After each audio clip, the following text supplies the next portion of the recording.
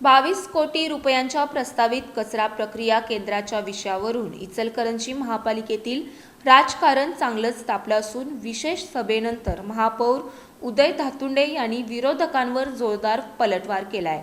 स्वच्छतेच्या बाबतीत कोणतीही तडजोड केली जाणार नाही, भ्रष्टाचार झाल्याचा आरोप निराधार असून सध्या केवळ अंदाजपत्रक तयार करण्यात आलं आहे, असं त्यांनी स्पष्ट केलंय।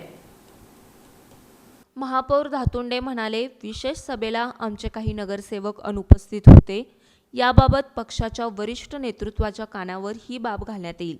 स्वच्छता व्यवस्थापन अधिक प्रभावी करण्यासाठी विविध कामांची एकत्रित निविदा काढण्यात आली आहे।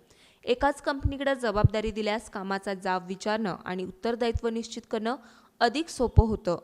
विरोधकांकडून होत असलेल्या भ्रष्टाचाराच्या आरोपांवर प्रतिक्रिया देताना त्यांनी महापालिकेतील अधिकाऱ्यांकडून कोणीही संपूर्ण माहिती घेऊ शकतं, वस्तुस्थिती समजून न घेता चुकीचा प्रचार केला जातोय। 2-4 नगरसेवक एकत्र येऊन शहराची बदनामी करण्याचा प्रयत्न करत आहेत, हा इचलकरंजीला लागलेला कलंक आहे, असा घणाघात केला।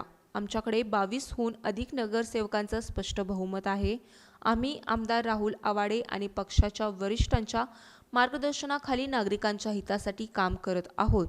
विरोधक काहीही बोलोत, शहराची स्वच्छता, विकास आणि नागरिकांच्या सुविधांवर आमचे लक्ष कायम राहणार आहे, असंही त्यांनी ठामपणे सांगितले।